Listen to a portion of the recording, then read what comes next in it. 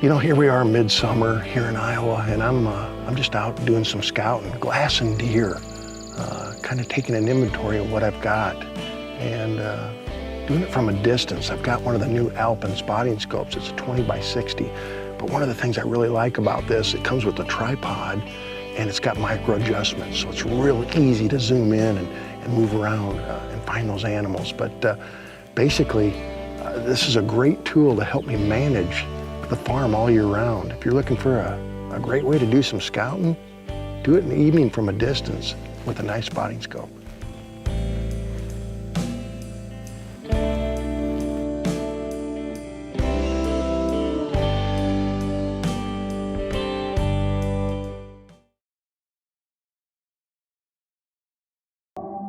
Let's talk a little bit about Alpen and Bresser optics. Now they have a full line of optics, but what I want to talk to you now about is rangefinders. They have several different varieties of handheld rangefinders and the new bow rangefinder. Now for you bow hunters, you go ahead and sight in at 20 yards and you calibrate it to your 20-yard pin, and when you're at full draw, whatever you're pointing that 20-yard pin on an object, it'll tell you the yardage. So whether you like a handheld or you want to put one on your bow, we have both options for you here at Alpen and Bresser Optics.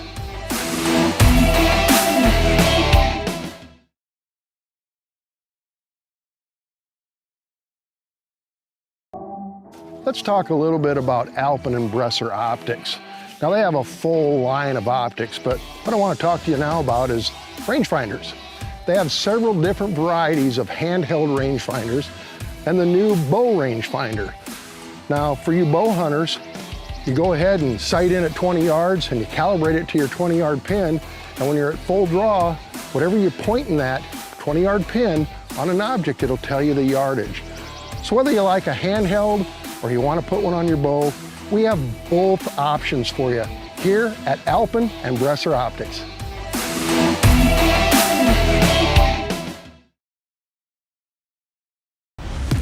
You know, good optics are a must for a hunter.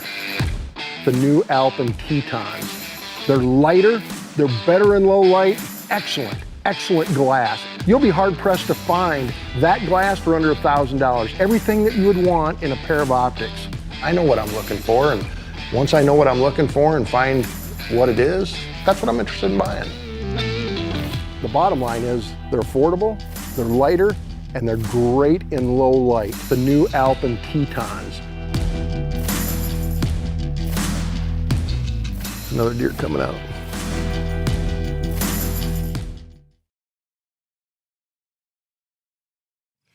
You know, good optics are a must for a hunter, particularly binoculars, not only during hunting season, but times like this when it's time to start scouting. But there's one thing you need to do when you get your binoculars that a lot of people don't realize. You need to set them up for yourself. Everybody's eyes are a little bit different. And here's how I do it. It's simple and easy. Just take the binoculars and just kind of grab good focus on an object. And I go and put my hand over the left lens. The diopter ring, which is on the right side, I will go ahead and adjust that until that right eye is in focus. Once it is, I take the hand off the other side, both eyes in focus, and you're ready to go. It's simple and easy, and it's a must that you do this before you go out and use them.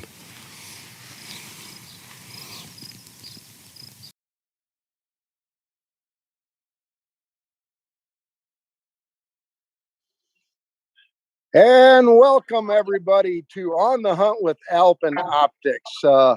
Tonight's special guest comes all the way from Atlanta, Georgia, and we have another great special at the end of the show.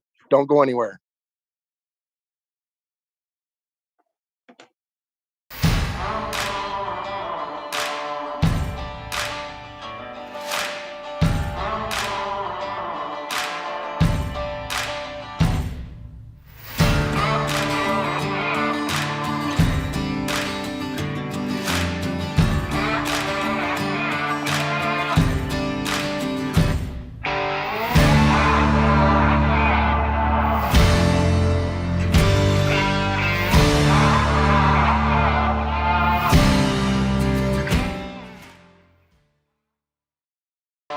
Welcome back to On the Hunt with Alpen Optics, and I'm your host, Rick White.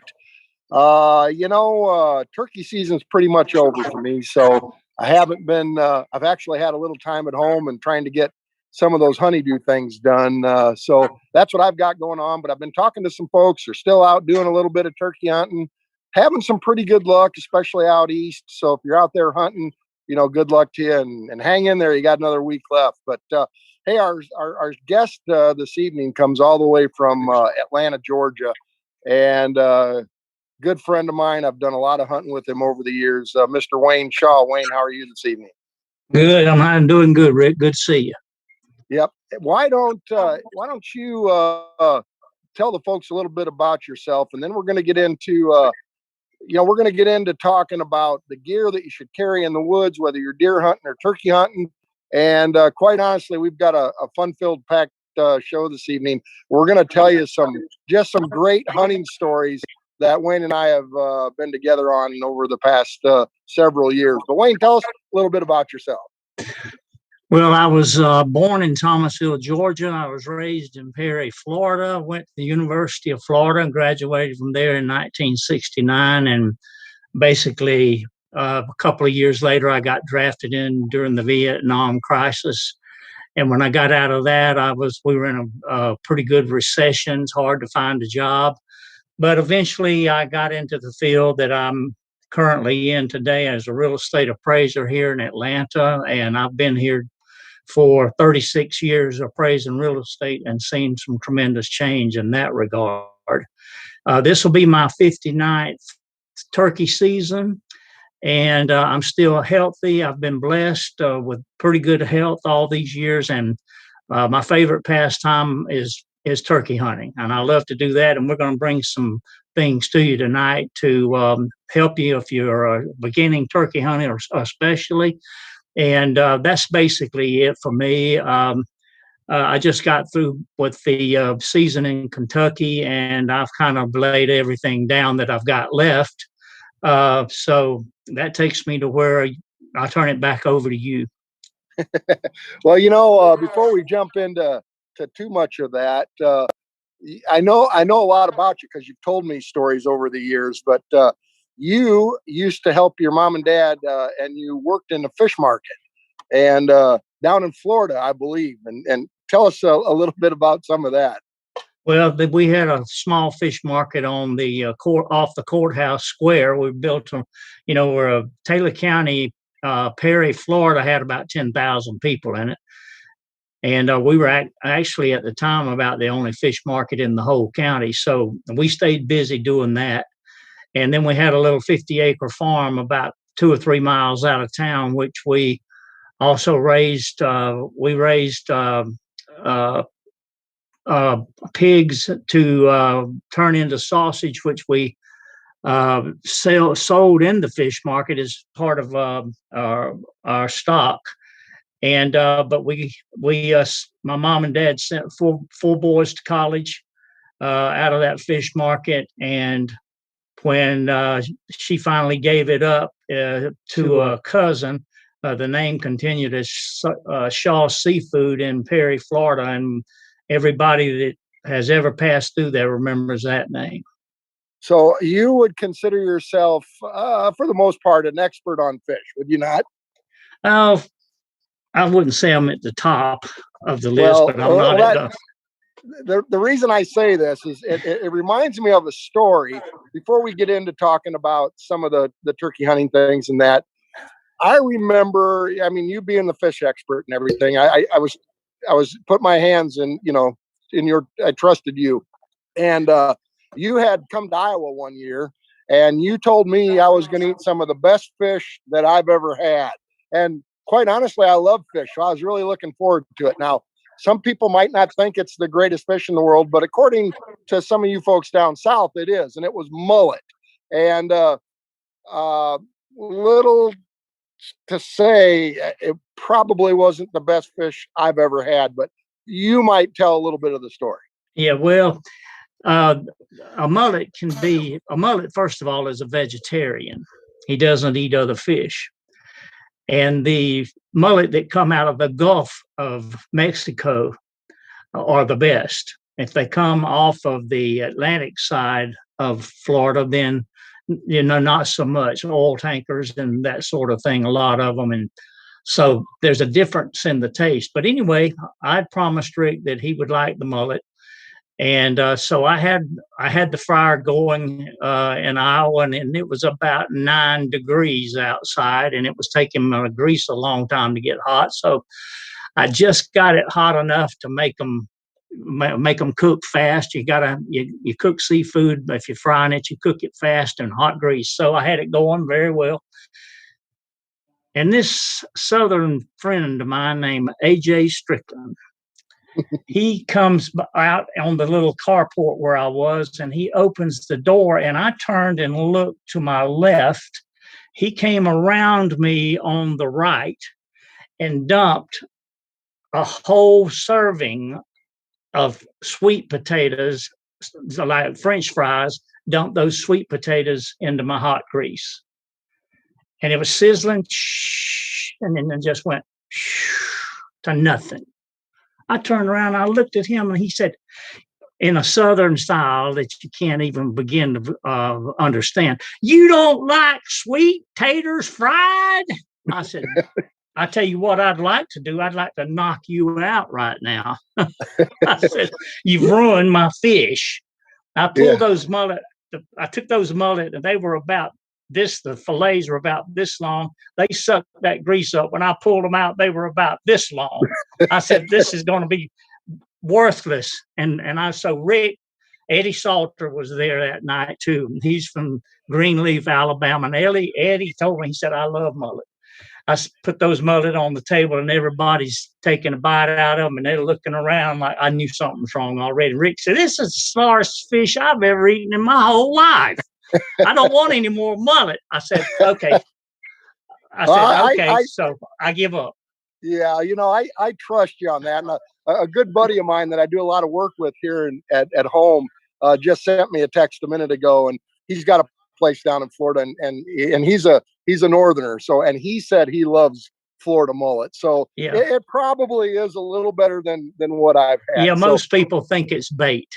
That's right. All right, let's talk, Wayne. Let's talk a little bit about turkey hunting. Now, I have been turkey hunting a lot, and I've shot a lot of turkeys over the years. But I'm going to tell people right now that I actually learned a lot about turkey hunting, especially hunting southern turkeys, from you. And you've been doing it, like you said, 59 years, which is pretty much about the amount of time I've been on this earth. So, and you've been turkey hunting all that time. So, so I know that you like to, I mean, you and I both, we've done a lot of retail stores, Bass Pros and Cabela's and places like that, where we would talk to people and kind of introduce them into the sport and help them get the right gear. But let's talk a little bit about the gear. And everybody is a little bit different, but you've been doing it a long time. What are we going to find in your turkey pack when you go to the woods? Well, there's been a revolution in turkey hunting in these 50 years that I started from scratch with a single box call, similar to this right here that I'm holding up in front of the screen. That's what I started with when I was 15 years old. And it was simple to use, and I didn't know a thing about turkey hunting. There were 4 old turkey hunters that would come into my dad's fish market and talk about spring turkey hunting, but they were tight-lipped, man. They wouldn't tell you anything.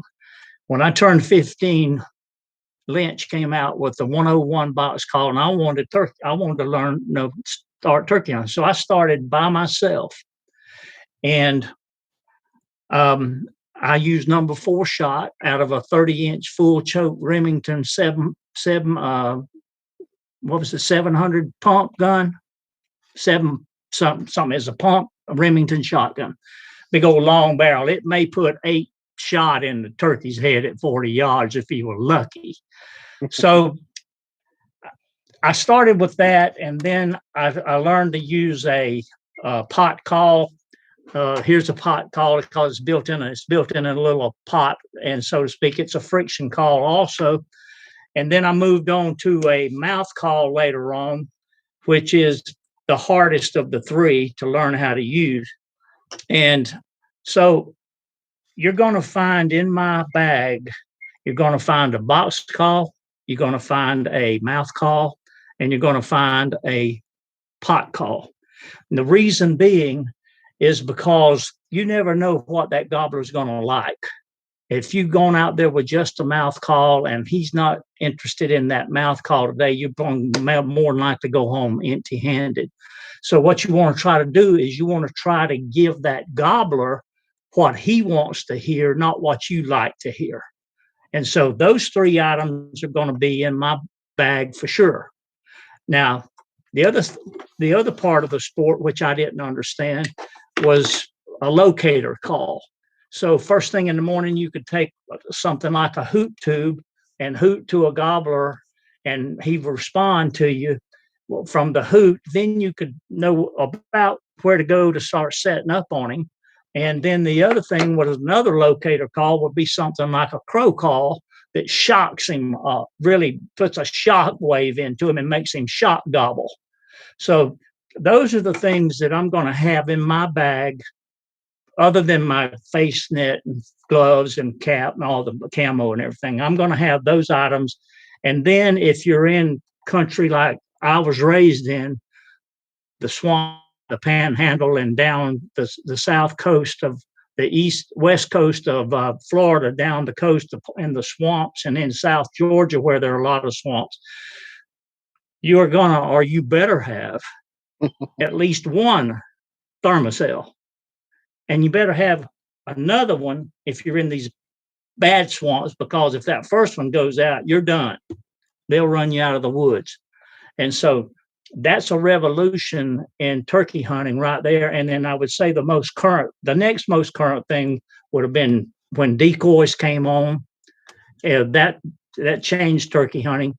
And finally, in this day and time, the TSS shot that's being used has revolutionized turkey hunting, because you can go as low as a 410 now in states that's legal and shoot TSS shot out of it, and it is a absolute unbelievable experience shooting a 410, especially for young folks and ladies that don't want the kick of even a 20 gauge. So those are the things that I think are highlight this one, the part of this discussion.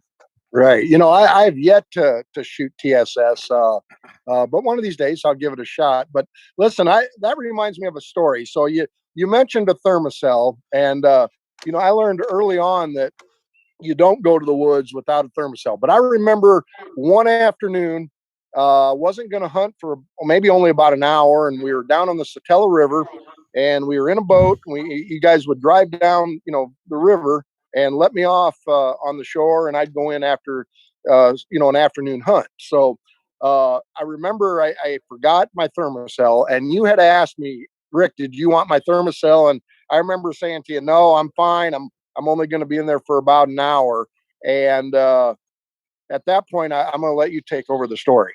Yeah, I said, the last thing I remember is I said, Rick, do you want to borrow my thermostat? You said, oh, no, I'm fine. Now I'm parked at the bank, and I can hear them buzzing out there in the swamp. It's just a hum, which I recognize, and that means many mosquitoes. And he said, no, I don't need it. I said, okay, all right, I'll try it. AJ and I left, went on around the bend, a couple of bends, going down to another place to try to roost turkey.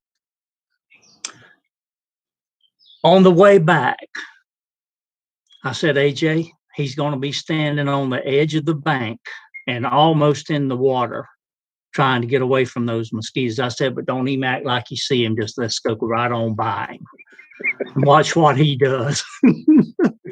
I said, let's just watch what he does, because he's going to pitch a fit. So we came back, and it was S curves in that river, and Rick could hear us coming. So he's standing there, right, just like I said. We went by him. He's up on the bank going, oh, oh, oh. And he came off about knee deep in the water. Oh, and I said, we did a U-turn and came back to get him, and he was ready to get the heck out of those woods. Those mosquitoes had dotted him all over. Oh boy. You know, I always thought mosquitoes were bad when I used to go fishing up in Canada, but there's nothing that compares to them mosquitoes down in the swamps of Georgia and Florida. Not the swamp. So you came up and turkey hunted here in Iowa with me this year. And now I know you, I'll paint the story a little bit here. When you come and any hunt you go to, because I know you've got your place in Kansas that you go and do quite a bit of hunting in. But when you go on a hunt, not only you, but our mutual friend Pope that came up with you, and probably he more so, packs enough stuff to live in Iowa for 3 years, and you're only up here for 6-day turkey hunt. Yeah. And but when you come, you bring, I don't know how many calls you bring. You bring this big bag with all your expensive custom calls. I'm just guessing that you bring 20 or 30 calls with you, and you came up. And I remember after you went home, you hunted a couple of days after I took off, or maybe a day after I took off and headed to Indiana, I believe. And you had called me and said, "Hey, I packed all my calls, and if I remember right, you said I had a Bresser rangefinder, and I had some binoculars, and I had my $1,500 prescription glasses, and I don't remember what else, but a bunch of stuff. You'd put it all in a bag, and you didn't have it when you got home, or at least you thought you didn't.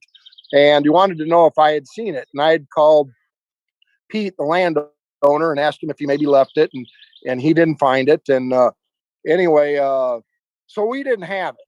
So tell the rest of the story. Well, the rest of the story is that Pope and I arrived back at my house in Atlanta at 3:00 in the morning. But we had so much gear and so much stuff we were bringing back. I wanted some more room in the cabin of the truck. So I took all of my best, everything, binoculars, just like you explained, everything, the best of everything. I put my whole carry bag that I had all my calls in, my prescription glasses, the whole nine. And it's the best that I've got. And I put it in a heavy duty garbage bag and tied a knot in it and stuck it in the back of my trunk, the truck under the tonneau cover, right into the center, so it would stay pretty much dry. And so 3:00 in the morning, we get to Atlanta. We start to unload, and because Pope's going to leave early the next morning and go on down to Alma, Georgia, where he's from. So I went inside and was putting things out, and Pope took that garbage bag in the center, which was mine. And in my garage over in the corner, I had those same kind of garbage bags stuck in the corner. So he set my garbage bag right beside the real garbage. And we unloaded everything, got into bed about 3:30 and sound asleep. Next morning he left, and I was exhausted. I mean, that trip is 1,000 miles, and it just exhausted me. We drove the whole thing that night. I didn't even do anything the next day except just try to live. And so I didn't touch anything. So I decided that evening that I would take all the garbage to the dumpster up at my old office and just dump it and everything and be done with that. So another day later, I started separating out all the items and things, and I'm looking for and that's when I called you. No, we don't have it out here. And the farmer's looked, he doesn't have it. I said, I got a bad feeling. I think I scooped it with all those other bags in the corner, and it's in the dump. At 7:00 in the morning, 7:15, and I got jumped in my truck and I took off 6 miles to my office. I got there and the dumpster doors were open. I got there, I looked in, they dumped the dump that night, and I figured it up. I had about $3,000 worth of my very best everything in that garbage bag. Yeah. So there's sick. a week later, I'm going to go to Kentucky and hunt, and I have got trash to hunt with. I got stuff that sounds like old brakes, worn out brakes on an old car trying to make a turkey sound. I got stuff that just was awful, and I'm trying to put together enough stuff to go on a turkey hunt at my farm. And I got a few things, but I'm deficient. Please help. Send. All right. Well, Yeah. how are we doing on time? Say again. We're doing actually really well. This is Paul, the director. You can see weird stuff in the background, but we're doing quite good. It's only 6:20. What is it? 6:22. So you got about 4 minutes before we go. Okay, good. I want to tell a story about Wayne, and this goes back to my HS days, and it was back when myself and a fellow by the guy by the name of Jeff McHugh, who's a taxidermist in Minnesota. He and I designed our decoys at HS at the time, and we had some prototypes that came out before the actual finished product was done, and they were molded, instead of a collapsible type decoy, which later came out. But they were molded decoys that were hand molded and hand painted, and they actually cost, and these are prototypes, they actually cost right at about $1,000 a decoy, is what it cost to make those. And I remember taking those down and filming hunts in Georgia with those decoys. And anyway, long story short, we had set Wayne up with the cameraman to go out and film a hunt, and he wanted to use my decoys. And I was very hesitant on whether or not to allow him to use my decoys, because they were assigned to me. And if anything would have happened to those decoys, it was my neck, not his. And against my better judgment, I let him use my decoys. And this is all on video. And if you've ever seen the videos, and if not, try and find one and watch it. But I handed them to him. And the last thing I told him, Wayne, whatever you do, don't shoot the decoy, either one of them. I gave him a hen and a Jake. And anyway, long story short, he blew a hole through the hen about that big around. You could take a Bresser scope and put it right through the decoy.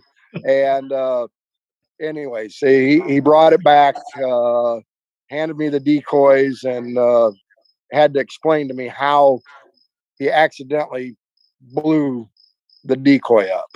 And so Rick, yeah, so Rick, yes. Hey, what did the people say when you brought it back? I can't repeat that on the air here tonight, Paul.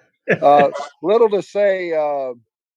It was fine. It was fine. I actually got it back to a local taxidermist here, who helped me fix it up and repaint it. And I think you blew the head off of one of my decoys once too. But that's for another time. Yeah.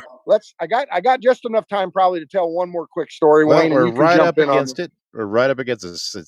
All right. Well, we'll hurry here. But when we were hunting in Iowa this year, Wayne had been calling, and we had some turkeys responding, and it was windy day, and Wayne didn't have a box call with him.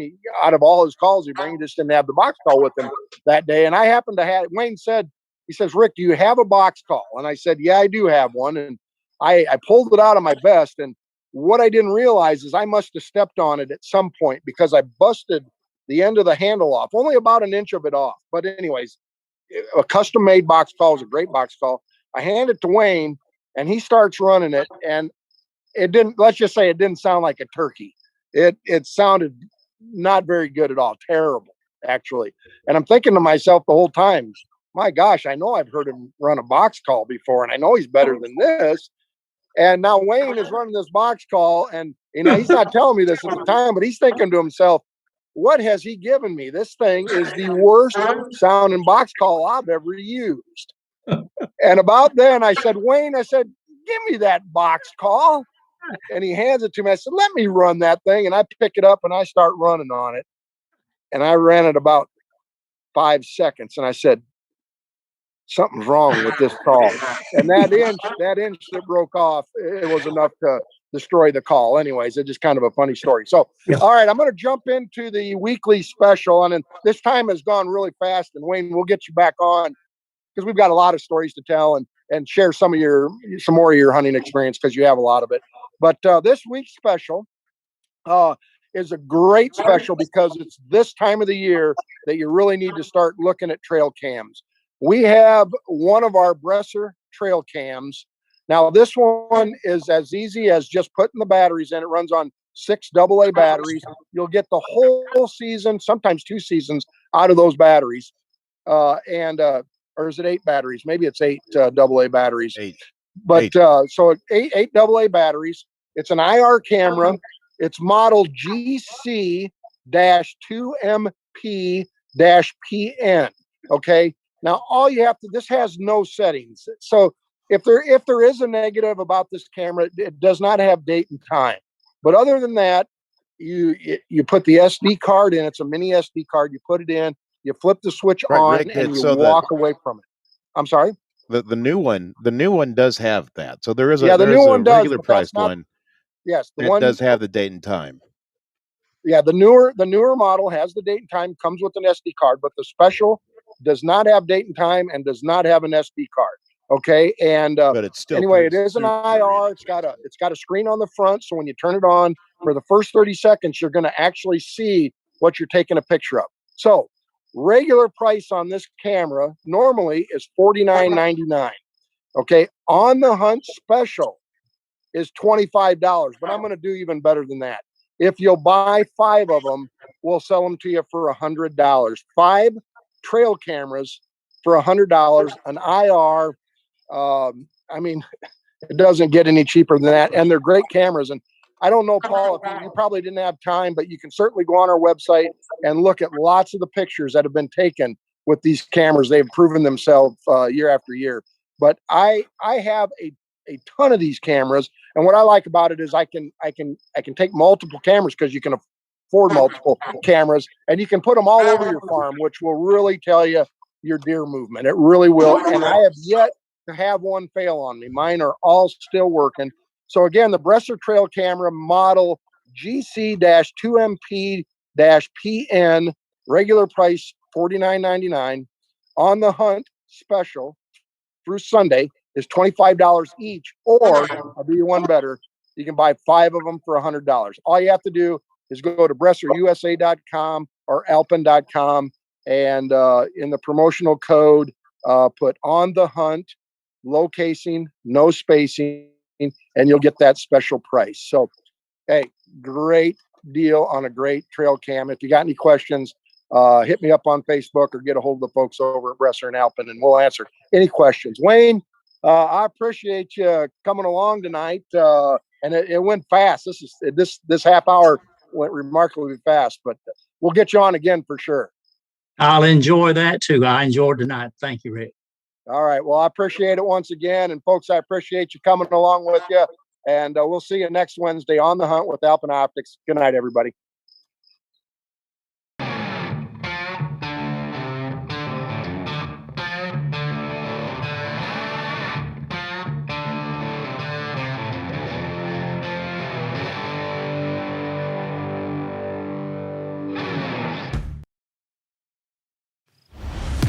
You know, good optics are a must for a hunter. The new Alpin Tetons. They're lighter, they're better in low light, excellent glass. You'll be hard pressed to find that glass for under $1,000. Everything that you would want in a pair of optics. I know what I'm looking for, and once I know what I'm looking for and find what it is, that's what I'm interested in buying. The bottom line is they're affordable, they're lighter, and they're great in low light. The new Alpin Tetons. Another deer coming out.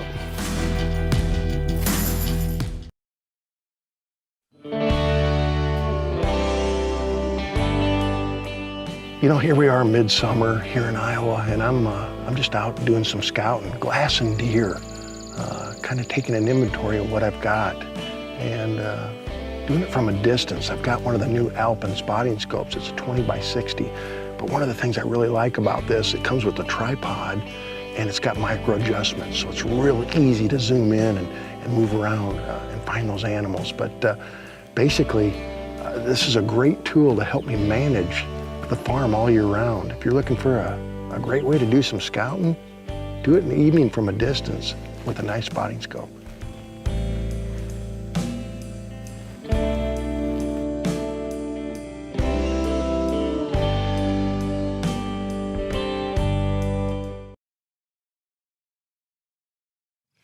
You know, good optics are a must for a hunter, particularly binoculars, not only during hunting season, but times like this when it's time to start scouting.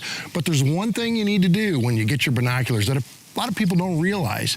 You need to set them up for yourself. Everybody's eyes are a little bit different. And here's how I do it. It's simple and easy. Just take the binoculars and just kind of grab good focus on an object.